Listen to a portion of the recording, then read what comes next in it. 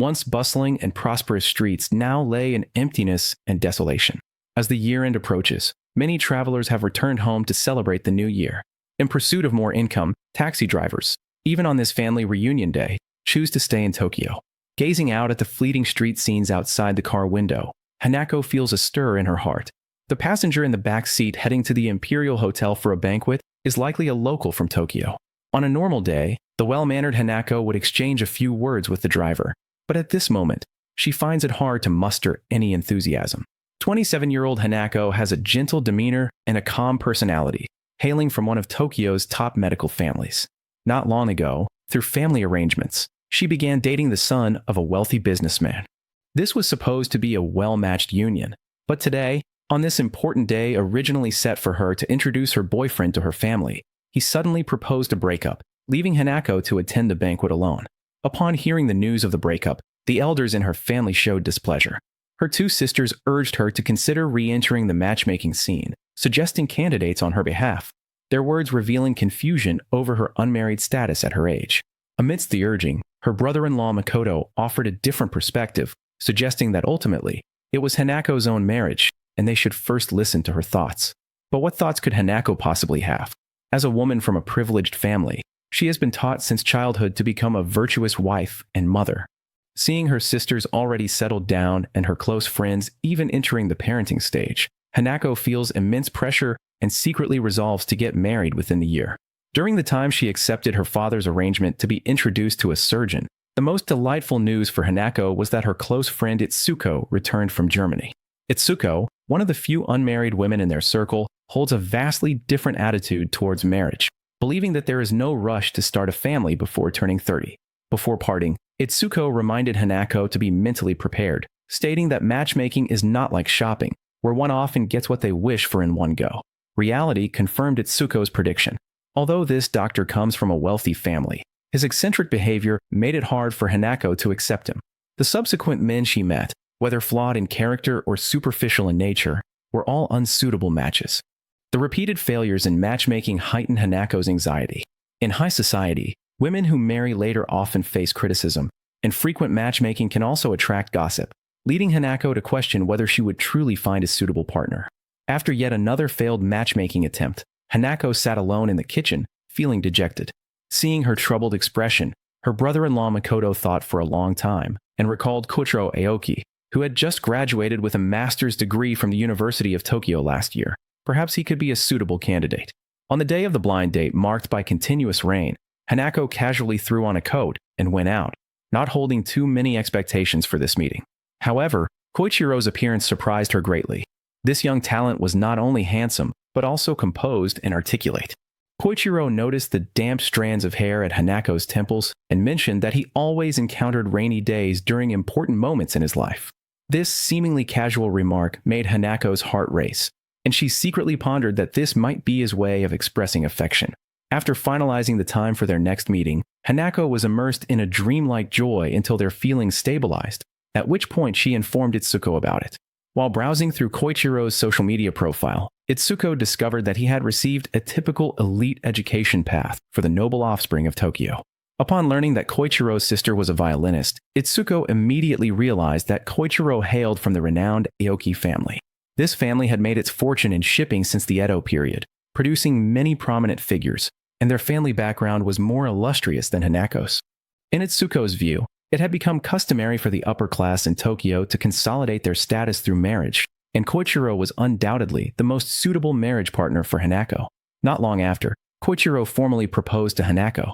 Looking at the diamond ring on her ring finger, Hanako was nearly moved to tears, feeling that she had finally found her home. One sleepless night, Hanako noticed Koichiro's phone lighting up on the bedside table, the lock screen displaying a message from a girl named Miki, mentioning that a charger had been left at his home. This discovery stirred a sense of unease in Hanako.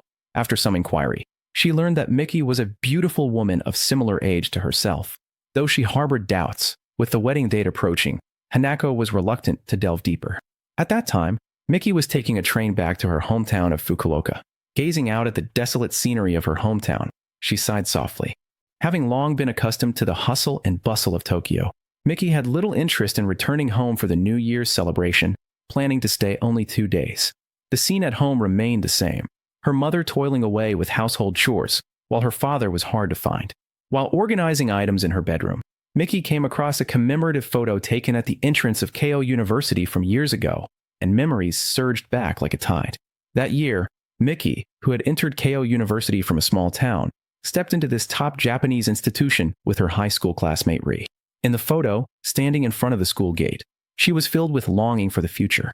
In the early days of her enrollment, Mickey noticed a group of students chatting and laughing outside a cafe, and Ri explained that these were internal students who had advanced directly from the affiliated high school. Unlike them, the external students who had entered through exams, and most of these people came from affluent backgrounds. But Mickey didn't care, firmly believing that with her own efforts, she could carve out a place for herself in Tokyo. One afternoon, Mickey and Ri were invited to enjoy afternoon tea with two female classmates. Facing a bill of 4,200 yen, Mickey was secretly astonished, while the two girls casually talked about their experiences traveling abroad. At that moment, Mickey clearly realized the class divide between them. What the others casually mentioned as vacations might be luxuries she could only afford by working multiple part-time jobs. The lifestyle that seemed normal to them was a world she could hardly reach, no matter how hard she tried. From then on, Mickey no longer deliberately imitated the ways of Tokyoites, but instead devoted all her energy to her studies. One day after class, her classmate Koichiro borrowed her class notes. However, before the notes could be returned, Mickey was forced to drop out due to financial pressure. Coming from a poor background, she could not receive support from her family, and her parents even complained that she should start working to help with household expenses. To raise tuition fees, Mickey once worked part-time as a hostess in a nightclub, but ultimately could not bear the high cost of education. After dropping out, she continued to struggle in Tokyo until she was 25, accumulating enough connections to finally secure a position in a formal company. At the high school reunion the next day, Mickey reunited with Ri. Ri, who returned home after graduation to take over the family business, was unwilling to settle for a subordinate position as her father planned to pass the company to her younger brother, and she planned to go to Tokyo to explore the market and start her own business. Upon learning that they would soon be able to see each other frequently in Tokyo, Mickey felt a sense of relief. At this time, she also received a message from Koichiro, suggesting they meet after returning to Tokyo. But Mickey was unaware that Koichiro, who had maintained an ambiguous relationship with her for nearly 10 years, was already engaged to Hanako. Meanwhile, Hanako was visiting the Aoki family as Koichiro's fiancée. Koichiro's grandfather was quite satisfied with this well-bred and respectable prospective granddaughter-in-law, believing she was a suitable candidate to assist his grandson in entering politics.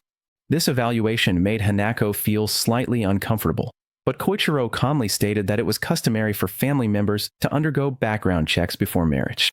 At a company party, Mickey, responsible for livening up the atmosphere, briefly exchanged pleasantries with Koichiro. The violinist Itsuko performing on stage caught Mickey's eye. She embodied the image Mickey had always dreamed of, focused on art and undistracted. After the performance, Mickey approached to chat, hoping to invite Itsuko to participate in the company's activities. Just then, Koichiro passed by, and Mickey casually took a business card from his pocket and wrote her contact information on his back. This intimate gesture was witnessed by Itsuko, who recognized that Koichiro was Hanako's fiancé. After Itsuko informed Hanako about the matter, she arranged to meet Mickey at a cafe. The straightforward questioning left Mickey stunned. She was well aware of the class gap between herself and Koichiro and had long been prepared to end the relationship at any time, but she never expected to learn of his engagement from someone else. Mickey candidly shared that after dropping out of school, she reunited with Koichiro while working at a nightclub. They confided in each other about their frustrations during casual conversations at a small restaurant. She was forced to make a living, and he was trapped by family obligations, which led to the start of their relationship. She always had a clear understanding of her position and never made excessive demands, while Koichiro reciprocated by taking her to high-end venues. It was through these connections that Mickey ultimately managed to leave the nightlife scene and become a respectable office worker. As she recounted her past, Mickey felt anxious, worried about being reprimanded. However, Itsuko merely smiled calmly and mentioned that her father had also had an affair, and her mother chose to endure. In this social circle, it seemed commonplace for husbands to keep mistresses. Itsuko believed that society deliberately incited conflict among women, labeling them and creating divisions. Under the dual discrimination of gender and age, the understanding and mutual appreciation among women became even more precious. At that moment, Hanako appeared, handing Miki tickets to a doll exhibition and inviting her to go together. This kindness made Miki lower her guard and promise not to contact Koichiro again. Hanako was also curious about how Miki perceived Koichiro. This marriage, based on family interests, had already begun to waver upon discovering that her fiancé had another romantic interest. Miki admitted that aside from the hidden engagement, Koichiro's character was acceptable, but she didn't know much more. Over nearly 10 years, their interactions had always been fragmented and secretive dates. After parting, Miki immediately contacted Koichiro, demanding to sever all ties. They met at the small restaurant where they first got acquainted, and Miki presented him with a local specialty as a farewell gift. This was her first and last time telling him about her background. She appreciated Koichiro's help over the years, but did not want to hurt Hanako in the process and needed to maintain her own dignity. At the moment of parting, Miki candidly stated that they were both in entirely different worlds, and moving forward separately was the best outcome for everyone. Outside the restaurant, Rie had been waiting and drove Miki home. When discussing her entrepreneurial plans, Miki sighed lightly, saying she had originally wanted to ask Koichiro for help.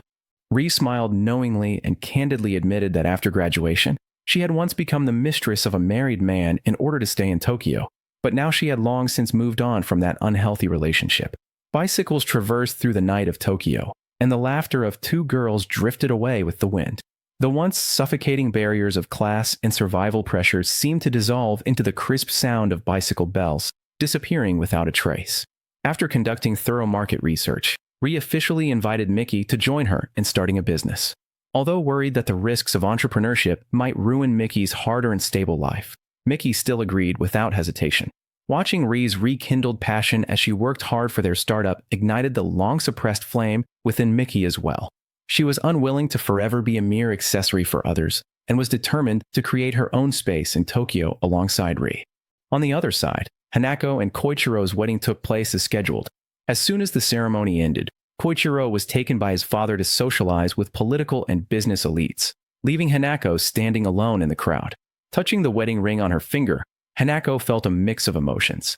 This grand wedding felt like a meticulously choreographed ceremony, and she was merely the most appropriate prop within it.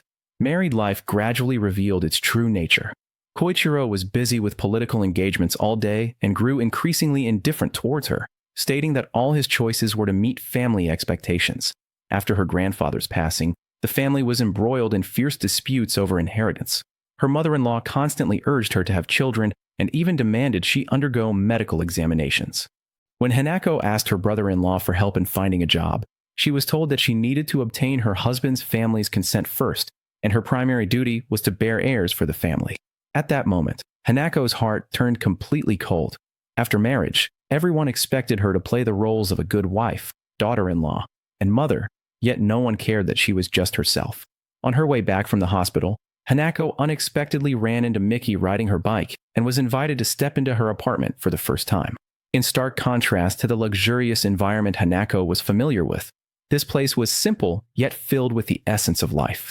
Standing on the balcony overlooking Tokyo Tower and listening to Miki recount the hardships of entrepreneurship, Hanako suddenly realized how small her world had been. Having lived in the core area of Tokyo since childhood, she had never viewed Tokyo Tower from this perspective.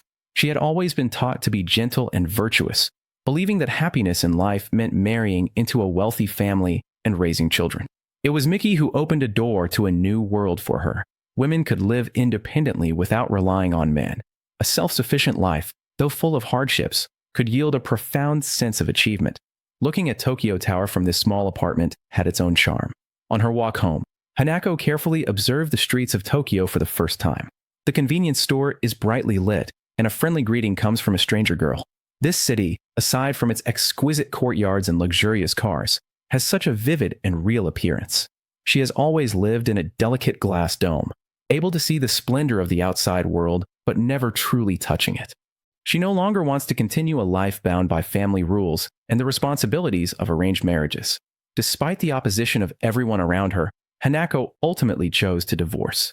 A year later, as Itsuko's manager, Hanako encounters Koichiro, who is collecting votes on the street during a community performance. The two exchange smiles, without mentioning the past, only the inner peace and calmness they have gained after making their own choices. As the performance begins, Hanako's gaze is focused on Itsuko on stage. There are countless paths in life, and now this path, earned by her own hands, is the direction she most wants to pursue. She will walk steadfastly forward, never looking back.